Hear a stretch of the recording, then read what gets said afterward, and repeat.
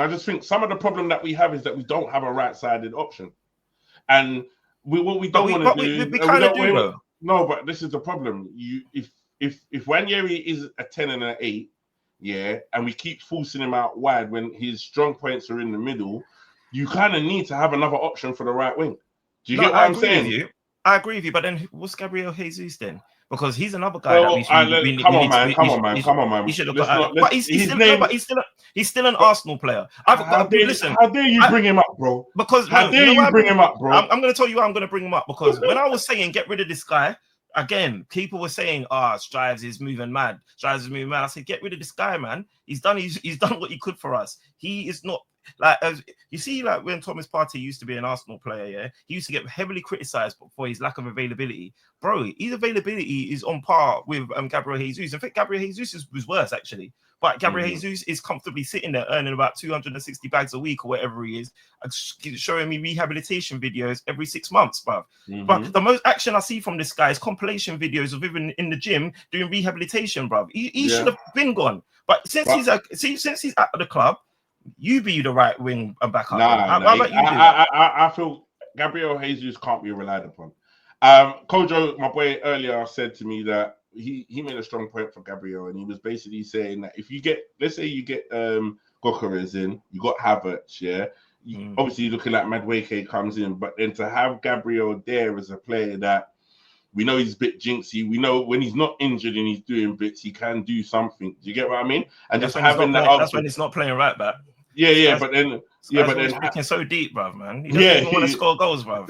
Get that guy. You know what I'm saying? But having him as an option going into the season, if we can't sell him, is more beneficial. But I don't feel like he can be relied upon as being our out and out backup for Saka on the right wing.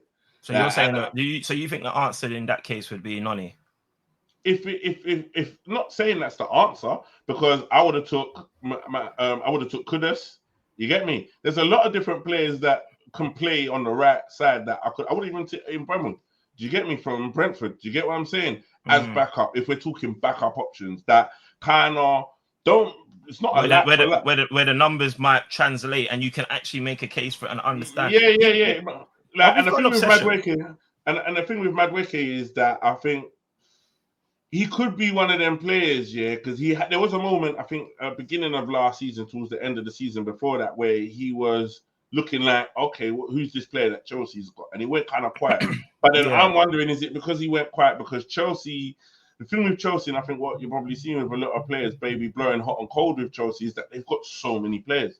Do you get what I'm saying? And the problem is when it's not working, the manager's going to change it up and he's going to bench some players. And when if that don't work, he's going to change it up again. And we've seen that with Chelsea. Like their starting lineup has changed so many times, and a player can be in favour, and the next minute he's not in favour. You're going to training. There's 30 men in the training ground. Do you get what I'm saying? It can kind of maybe feel a little bit distant around at what's going on at Chelsea. I may be wrong. Do you get what I mean? But I think with Madueke stepping up to Arsenal and coming into Arsenal, where instantly us as Arsenal fans always embrace our players, might be the fresh start that he needs to kind of kickstart his career, because he's not shit, bro. Like at the end of the day, he's been at Chelsea. He was doing a madness at PSV when he was at PSV that got him the move in the first place.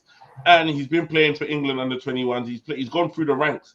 So maybe a fresh start is maybe what he needs to kickstart his career. Do you get what I mean? Yeah, no, totally. I totally get what you mean. And that's a good case for the player. I can understand that for the player. What I can't understand is the benefit for the club.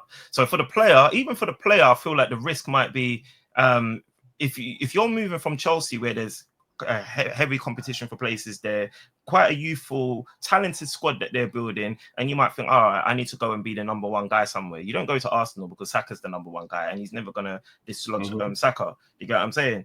He really should be going to Aston Villa, to a Newcastle, to a Tottenham. You know what I'm saying? But for the player, I can understand why you might go to Arsenal, even if you've got that competition with Saka, because you might think, you know what, Arsenal are in a better position than Chelsea at the moment. They're actually competing for the title. They're in Champions League.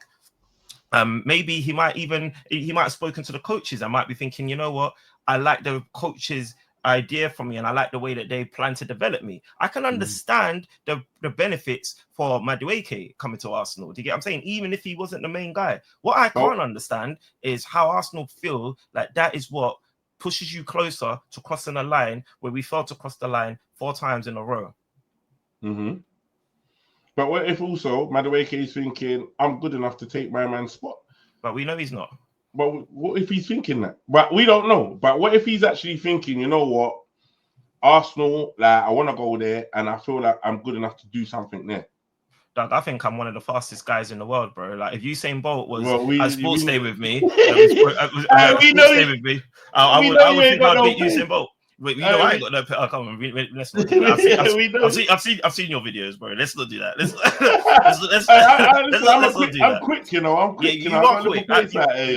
You are quick still, but I'd probably give you like a 15-meter head start and still win. But look, let's digress. But I'm just trying to say that in terms of like delusion, bro. Like I rate myself so highly, bro, that I would go to the Arsenal's training ground and I'd be demanded to start as well. Just because I rate myself, that doesn't mean anything, bro. So Madueke might rate himself, and that's brilliant. I love that for you, Madueke, bro. But I'm talking about Arsenal here. You get what I'm saying? So I can't understand how Arsenal would look at him and be like, oh, yeah, that's a target that we should be getting. And what it also does as well is it makes me think to myself, all right, look, like I've heard, that we are looking to get Eze, but that's not going to stop us from getting a winger or a left winger and a striker.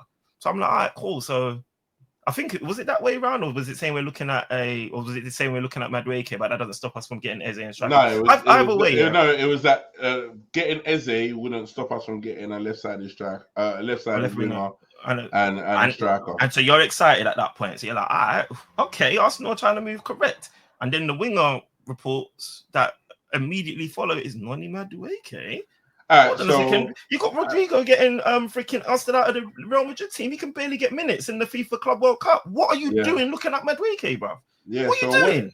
So what if we get Madueke, but Eze comes in and obviously Gyökeres? Does that make the whole situation a lot better? It makes it a little bit more palatable. If I say because one thing I will say is that, and you mentioned it earlier about the whole thing about depth, and depth, and everyone's using the word depth and saying this, and however you want to word it. One thing that I noticed with Arsenal is that last season, when you looked at the bench was there was names of kids and stuff on the bench. So no matter how much people hate using the word depth or this depth talk, we need depth. We need depth within the team. We need and I saw a comment. I'll go back to it if I can find it. Also, just before I go and look for it, big up Harvey 22 from Turkey. You know what I mean? He's a Galatasaray man, but Arsenal are the most, most supported club in Turkey. So big up yourself, Harvey. Yeah, and big you up, Harvey, man.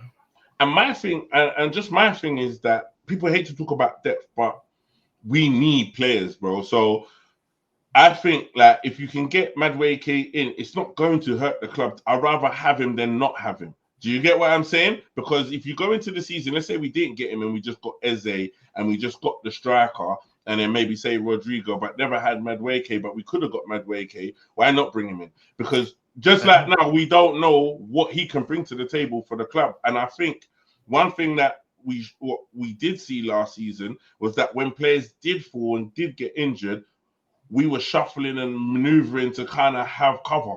So if Arsenal think that they can get something out of this player, because there is talent there within Madueke, he's not rubbish. He's not shit. Let's have it right. And even I see some analysis on him today that was talking about him being bow-footed, being able to press, being like energetic defensively and aggressively, and very good at one-on-one take-ons. Yeah, like if we can get the best out of him and he have some form of output at Arsenal, it's not a bad thing.